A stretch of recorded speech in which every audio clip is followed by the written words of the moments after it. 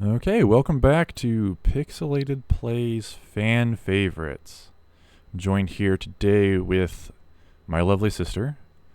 Her name is Kaylin. Hi. She shares the same last name as Hi. me. Oh, imagine that. Yes. How are you doing today? Good. I'm off work. It is now officially the weekend for me. Kind of a busy day, but not too bad. Been looking forward to this. That's good. I'm glad you're here. This is the second official episode of Pixelated Plays Fan Favorites, Humans and Monsters. Uh, I have the game playing in the background, so you can see the text Faces. of what's going on. Um, Uh, So we're gonna jump into it pretty quick. Uh, let's go ahead and just transfer over to that screen. Bring up the audio.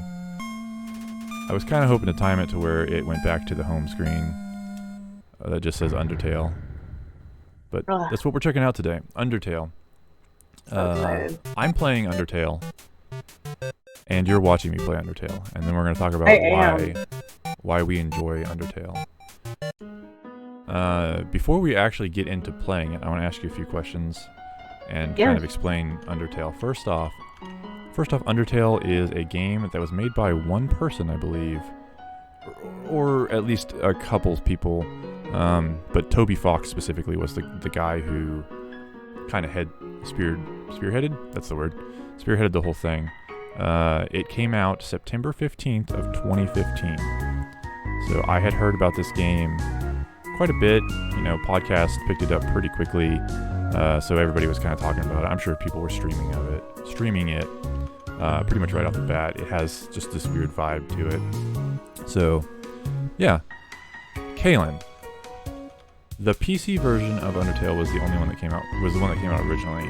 And if you were to guess, just because I like doing this on this show, what do you think the Metacritic score for Undertale is right now? Right now, what's the scale go to? So there's two review scores. There's the Metacritic score, which is just a number out of 100, and then there's the user Okay. score, which is a 1 out of 10 system. So, what do you think is I'm it right gonna, because I'm incredibly biased, and I'm very partial to this game.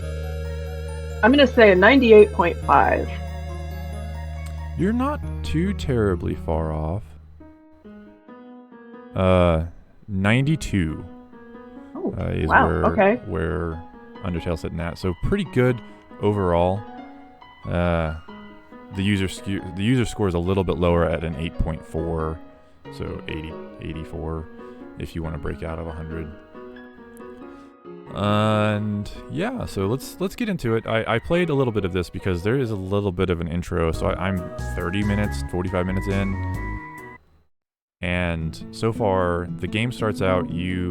There's a war between humans and monsters, and all the monsters are eventually underground. You play as this little kid, and you are found by this cow lady, and you go through the ruins, and that's essentially where I'm at right now. So why don't you take it away and just kind of explain why you like this game, Kaylin? So I will start by saying I was incredibly late to playing Undertale. You actually told me for years to play Undertale. You said I'd really like it, and in typical me fashion, I just never did. I actually watched someone play it, and it was something I had to get my hands on after I watched them play. I was just taken aback by how different it was to a lot of kind of turn-based puzzle-solving games. It gave you the option of choice, and I think that was something I really appreciated. Oh, there's Tario.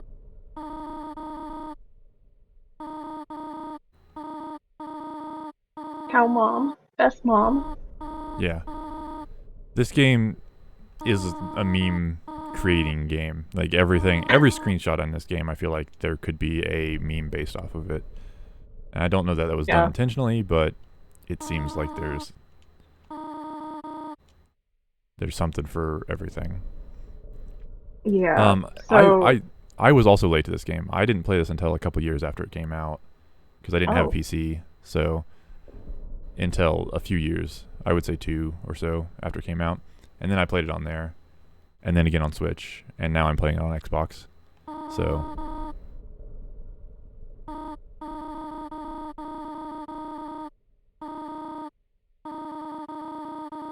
I think another thing I love about it is that it doesn't look like much at first glance.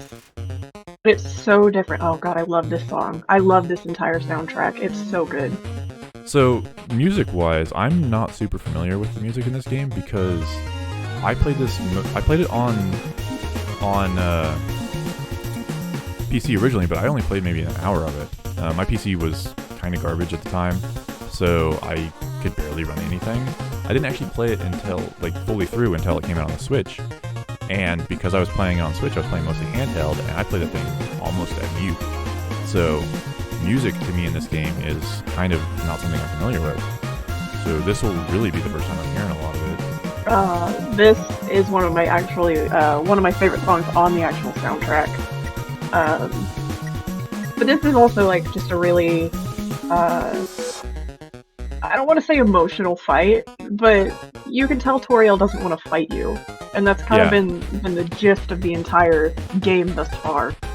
Let's break that down real quick because this game is inspired heavily off of classic RPGs, as you can see, the fight act, all that stuff. But specifically, to me, it feels like it's direct. And I think he said this, so I don't want to say I'm pulling this out of nowhere. But I want to say that he specifically based the fighting mechanics off of Earthbound.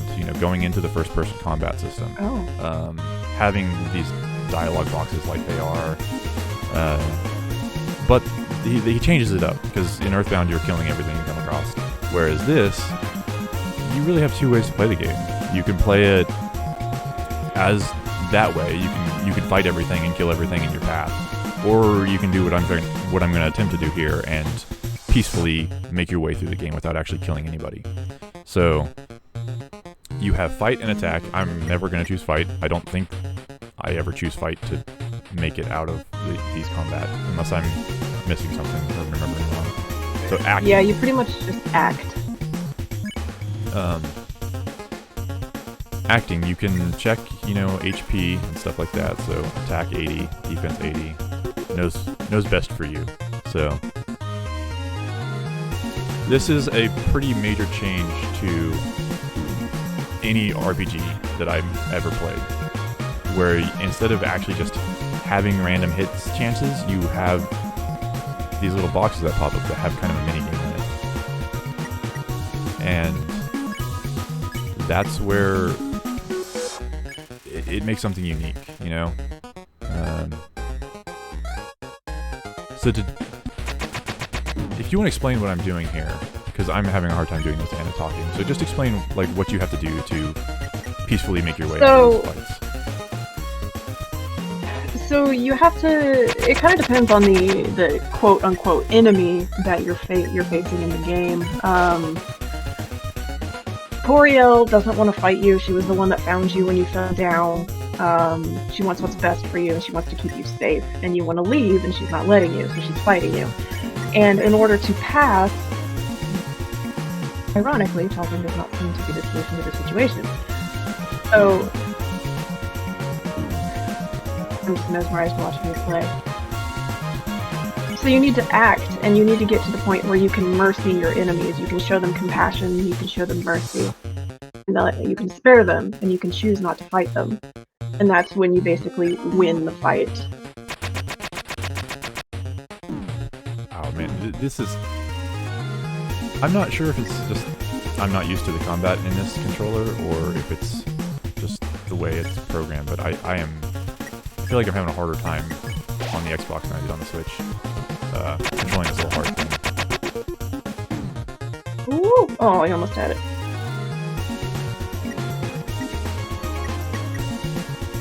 Can you mercy her? I think I just have to keep mercying, if I remember correctly.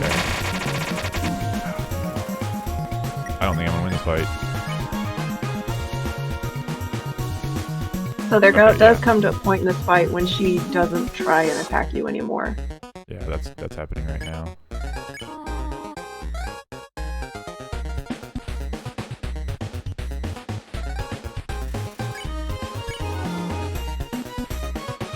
So this would be considered like a boss fight in this game, I think. Yeah, for sure. The first boss fight. Quote unquote. The game starts out with you waking up and running into a flower who's like, I want to give you my love points, I think is what he calls them. And he says, touch the white things that are coming at you. And I've never fallen for it, so I'm curious to see what happens if you do. But, you know. Then he just gets mad at you? Yeah. Flowey the flower.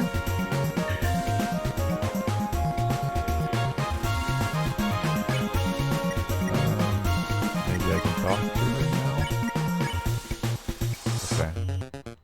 Yeah, so I think all you can really do is just keep sparing her. Yeah, and eventually she'll just give in. Yeah.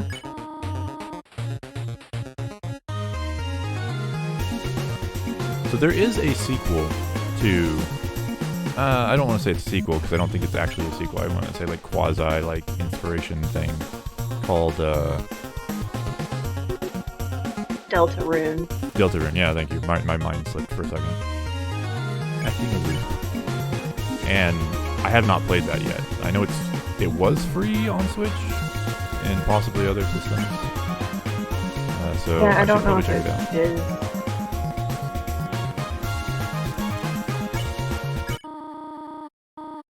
Okay, so this is me winning, I think, right?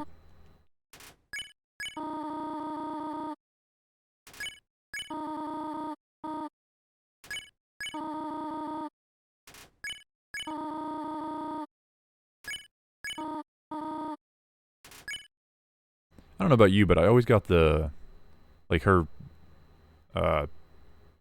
chest design on her outfit, like, always screamed Zelda to me. Oh, because it's got the little triangles. Yeah, so like it's yeah, kind of like Deltarune is actually referenced in this game. So I really need to go back and play this whole thing through again. Deltarune's reference in this game? I don't remember that at all.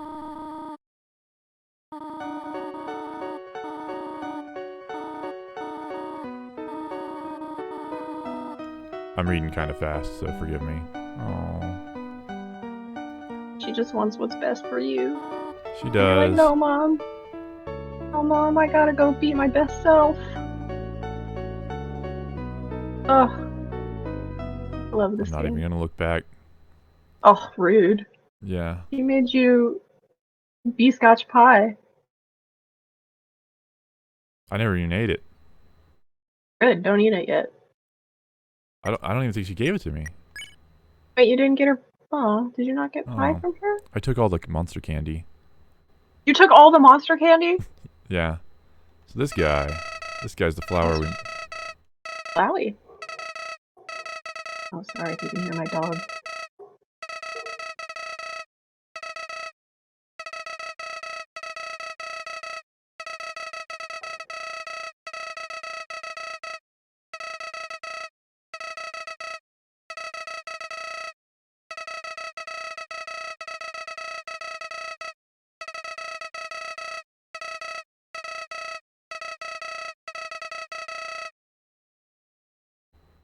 This seems bad.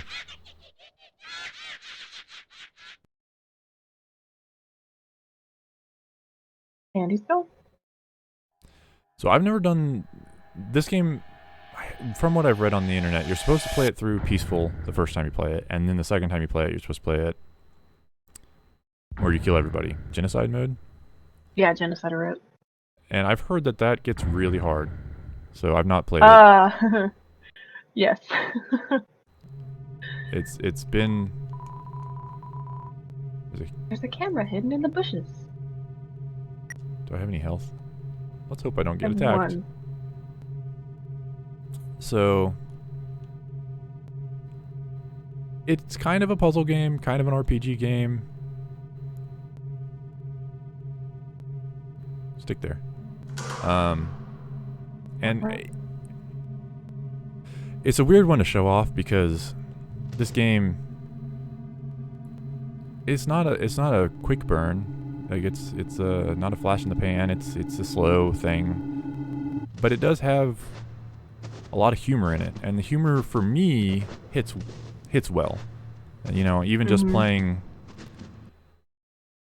the bit before we recorded this, there was a sign that you had to go walk on grass, and it's like, please stay on the path. And you couldn't read it until you walked over to it, so it's like, well, this is a funny thing. Completely pointless, but Yeah, there's a lot of there's a lot of humor you don't expect in this game, and I think that it's just delivered so well that that's another reason why I really enjoy it. It's charming. It's funny. you know, we always talk about games being self-aware, and this game is, it just knows exactly what it is. So, and this is Sans, probably the most iconic character from this game, because everyone knows Sans. With you through the entire game, essentially. Like, he comes in and out of the game.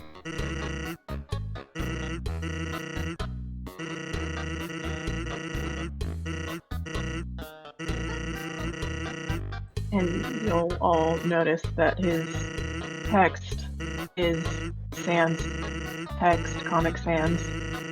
And he does think he's a bit of a comedian.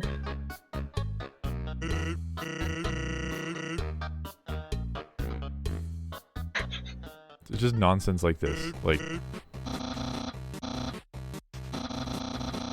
so I guess if Sans is Sans and Papyrus, is that the text of Papyrus? That's the name. Yeah, that's the name of that text is Papyrus. Okay.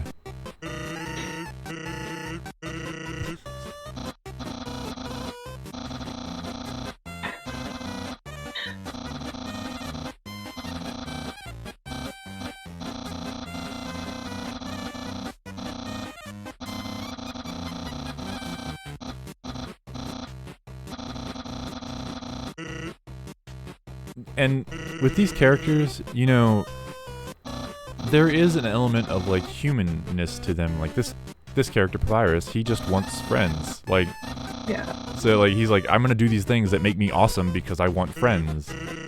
And well, Sans is kind of just like, I'm gonna. I'm gonna just be a goofball and do what I want to do. And like, he probably has the least character development in this game, but he's also just knows who he is and enjoys it. And there's also something about Sans that goes a lot deeper, and that's a deep dark hole I don't want to get into with like game lore and everything.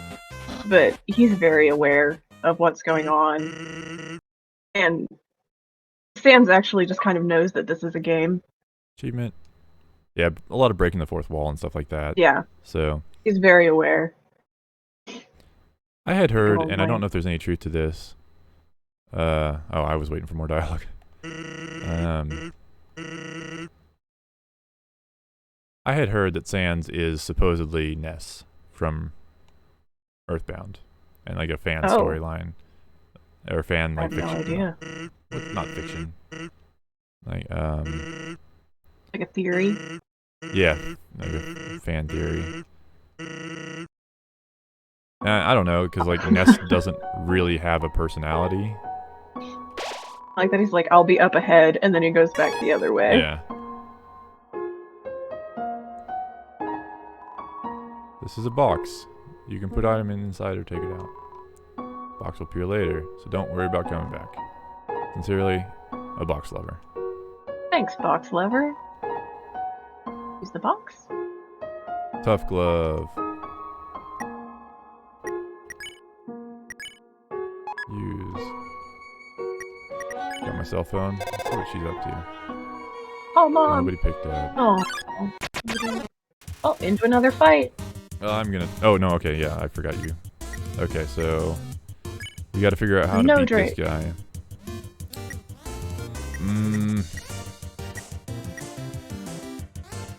Forget if we have to make him laugh.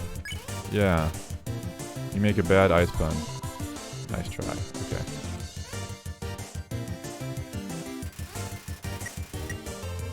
Smiling at its own bad jokes. Let's go ahead and make him laugh. Okay, so it's not making him laugh. Maybe laugh. Yeah. smells like a wet pillow. You laugh at me before it says anything funny. What are you laughing at? Oh, guess not. Assessing the crowd. Let's heckle him.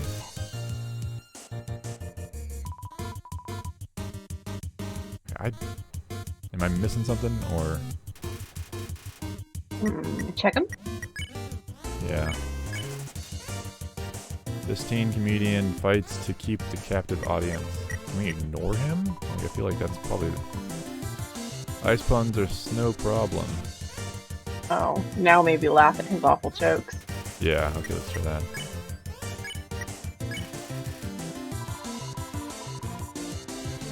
Ed was wrong. No. So now once this turns yellow, that means that I can mercy him.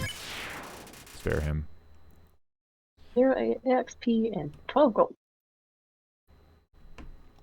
Yes. So...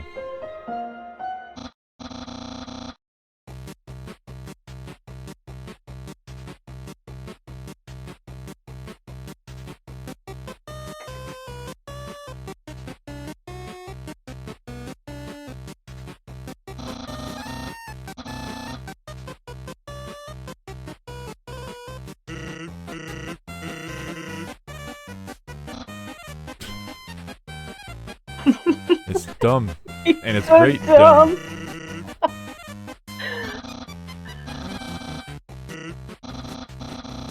Yes.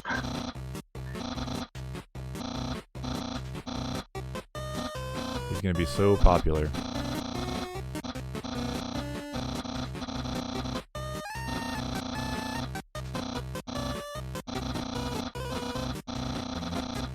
So now this had just been released to Game Pass a few months ago, so it's on Game Pass now.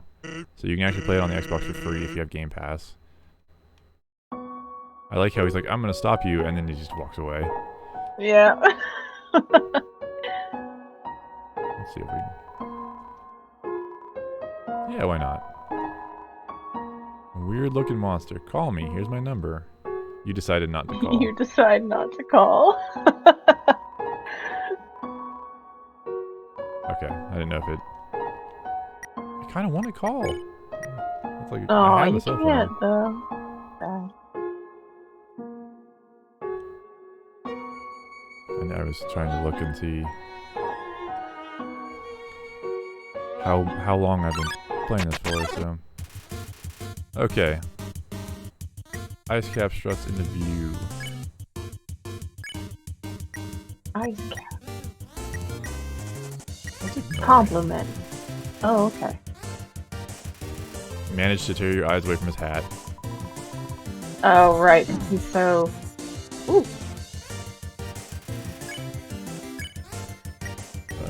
Ignore. Continue to not look at his hat. Oh.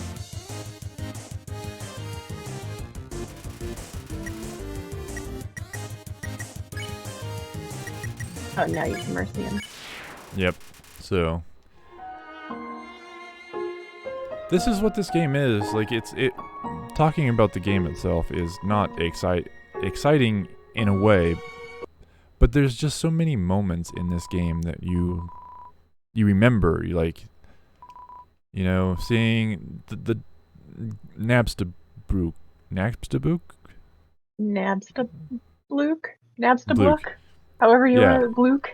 Like, right at the beginning, he's just a lazy ghost who doesn't want to do anything. And then there's these dogs. And there's a bunch of, like, ninja dogs and stuff. And it's just, like, characters that come out of, you know, everywhere. And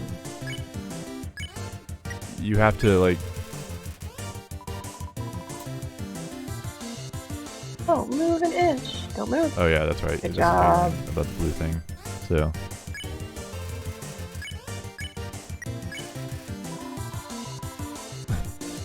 Like I've been pet. And it's just...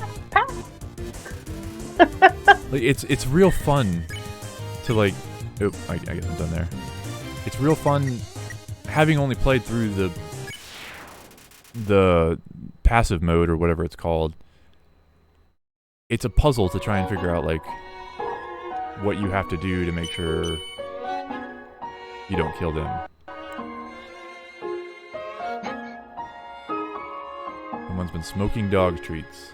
That doesn't seem like the right way to do that, but who Not am I at to all. argue? My brother has a very special attack. If you see a blue attack, don't move. It will.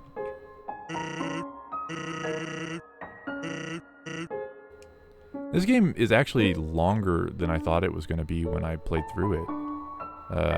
I thought it was going to be a few hours, but I want to say it's like close to like 10 hours or something like that. I might be wrong about that, but... No, that sounds about right. Mr. Snowman.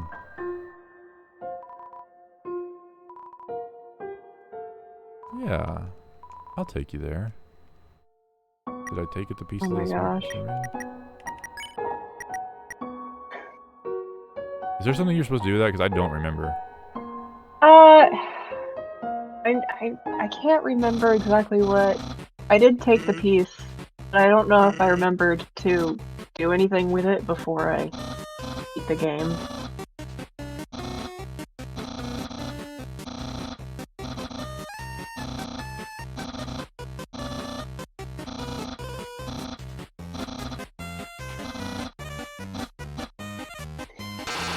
Actually, rather quite small.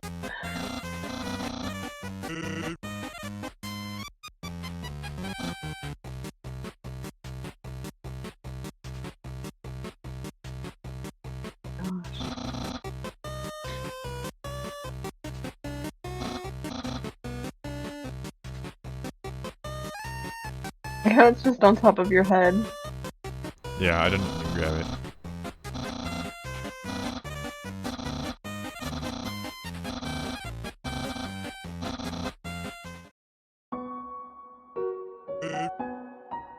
These characters just have so much personality. That's really what makes this game, and I know we kind of keep saying that, but it is the dialogue, it's the puzzles, it's just... I mentioned it when I was live streaming earlier today, but like subverting like normal gameplay, and this is the first game that really did that. I mean, do I need an ice cream? Yeah, buy an ice cream. Yes. Frozen treat that warms your heart. Yeah, it subverts normal gameplay in RPG mechanics, in trying to, fight an RPG fight without actually having to fight. And it's also, like, weirdly calm the whole game, even though, like, there's some parts where you're going, towards the end of the game, you go into, like, volcano bad guy lands, and you are doing these quasi-dangerous things, but then you've got this kid who, like, just has this blank expression the whole game. And just doesn't seem to care that he's dealing with these monsters.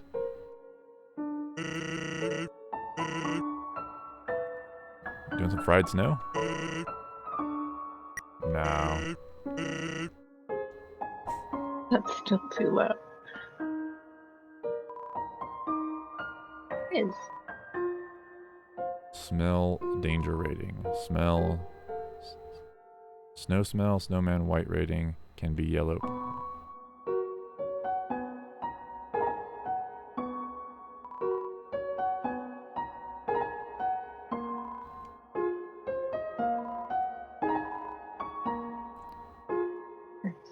So there's really not a whole lot more to show on like what's in this game, because it's the random encounter battles, and just talking to the dialogue.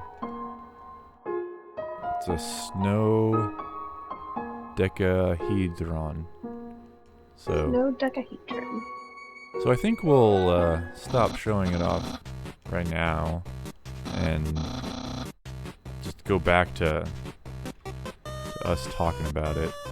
But how many times have you played through this game, you think? Probably 3 or 4. I did attempt genocide run, and I gave up. Oh, so you haven't actually done that? I haven't beaten it. I couldn't get past a fight later, and I'm sure everyone who's played Undertale and has done Genocide Run and has done this fight knows exactly which fight I'm talking about. I haven't I'll done it, but I would guess it's probably one of the last fights. Um, if I were to uh, if I were to make an yeah. educated guess, I don't want to spoil anything for who might want to play it, but so according to I don't want to steal off Wikipedia, but I am going to grant. Toby Fox was inspired with games like Earthbound, Legend of Zelda, Final Fantasy, and comedy styles of Mr. Bean, apparently. So that comedy kind of makes sense, you know. Deltarune was released in 2018, October 31st of 2018, and I don't think they have any because they were going to do that episodically. I don't think they have any like solid plans on like releasing the second episode. So there probably will be more to come, but like don't expect it. And yeah, I find this game fascinating. I truly love it because it is so unique and weird and bizarre and all these things. And I can't really say enough good things about it. Um, you said that it's ranked somewhere in your top five, if not your favorite Yeah, game. it is my fourth favorite game of all time. I have actually been looking for a local artist here in Arizona to get a couple, well, at least a tattoo from the game.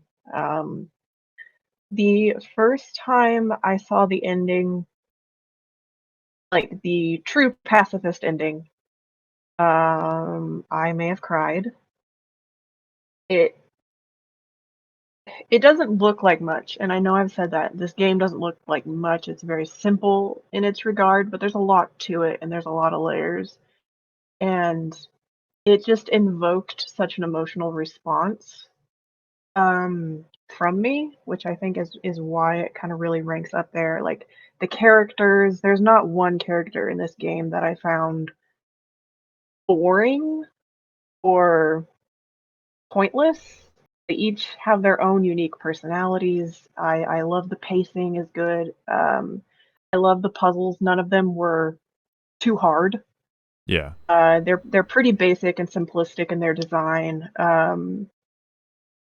The fighting was a new mechanic, or not really the fighting, but avoiding the attacks The in the battle combat sequences. system, yeah. Yeah, yeah, So the combat system.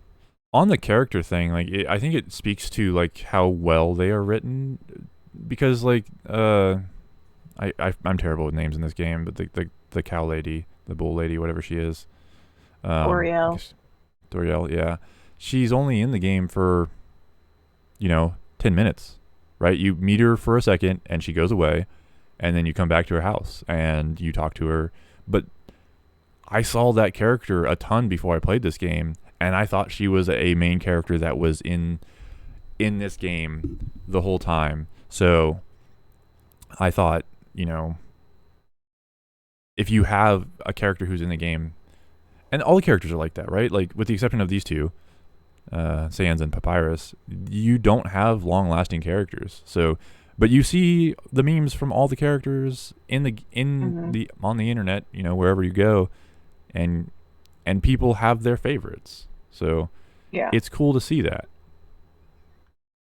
I think my personal favorite, and we didn't see her, um, is Undyne. Yeah, it's a pretty great Um, character. she's really amazing. Uh, but yeah, Toby Fox did an amazing job, and so much respect to him. Um,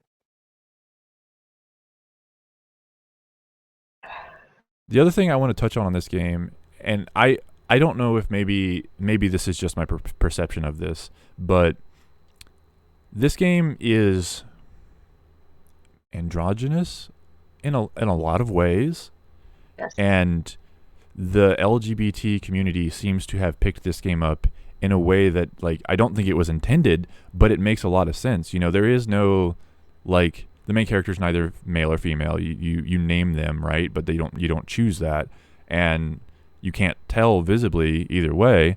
So there's a lot of ambiguousness in this, and even with a lot of the characters you meet, we don't know if Sans is male or female or whatever. So like there's a lot of appreciation towards this game from the LGBT community, from what I've seen about the way you write a character, a non-binary character potentially. So it's good to see stuff like that in gaming community. So I don't know that any of that was intentional, but it works really well in this aspect. I think it was the androgynous sort of. I don't think I want to use the term gender fluid, but uh, like your main character, you're only really called the human. That's all Yeah. you're really called by any of the individuals you'll meet in the game itself. Um, I mean, it's a very proactive, not proactive, but it's a very thoughtful game. There's not going into spoilers, but you later on in the game you encounter like same-sex relationships and just a lot of it's very it's a very open-minded game, Yeah. and I think that kind of kicked open the door for a lot of other games, and the fact that it was so well received.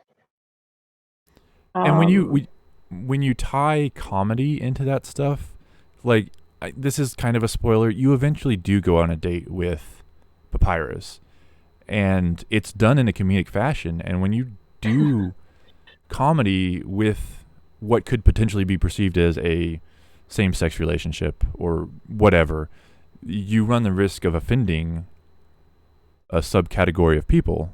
Uh, mhm.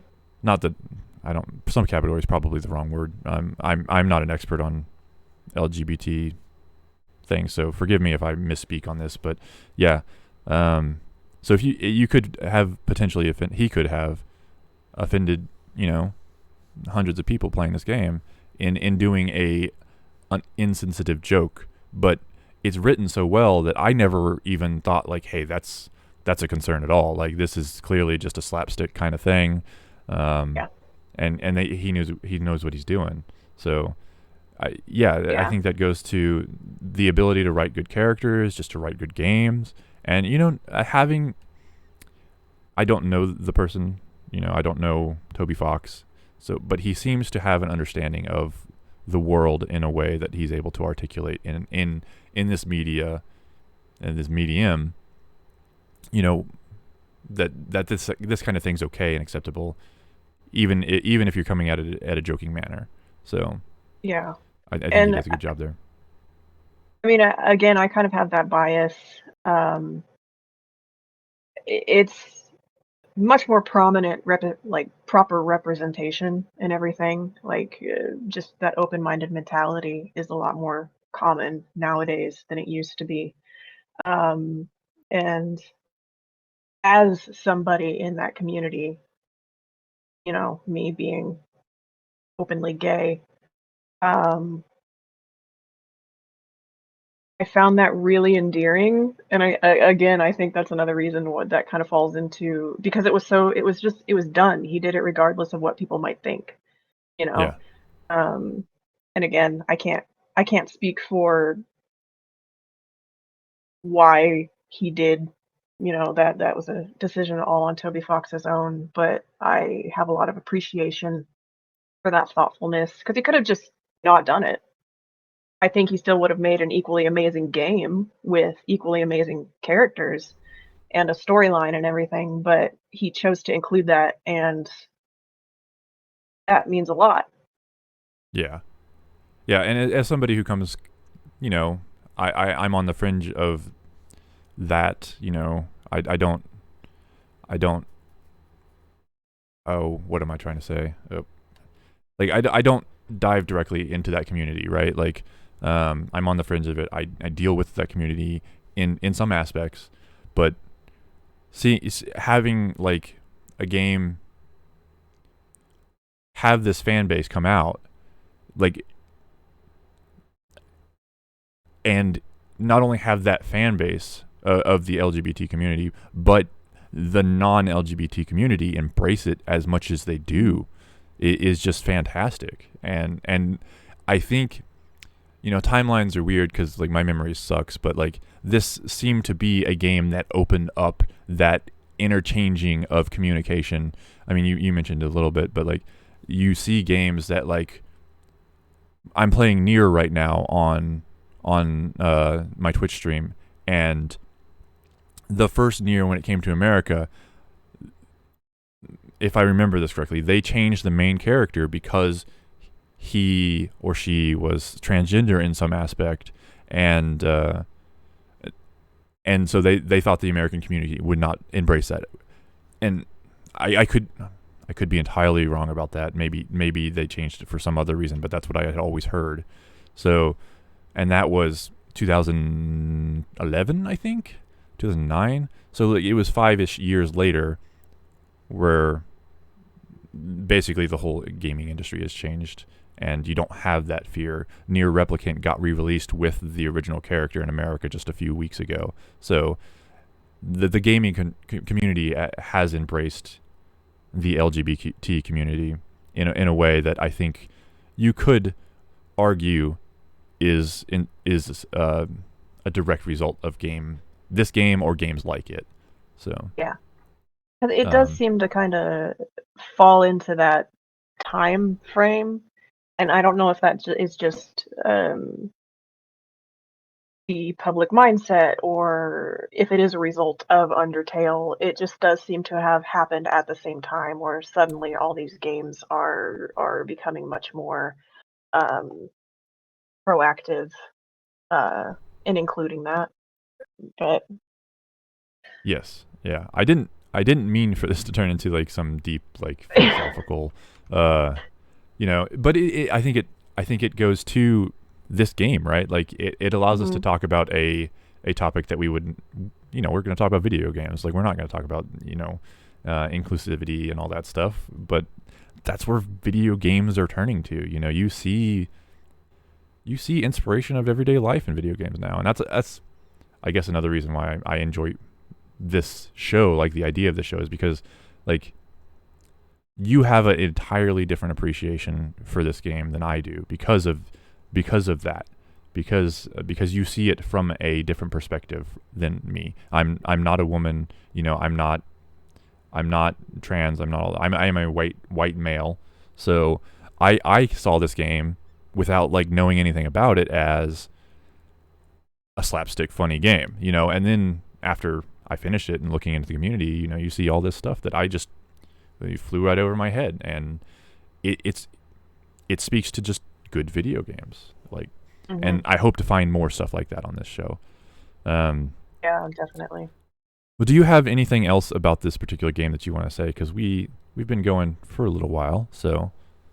I would say if you haven't played it, give it a shot.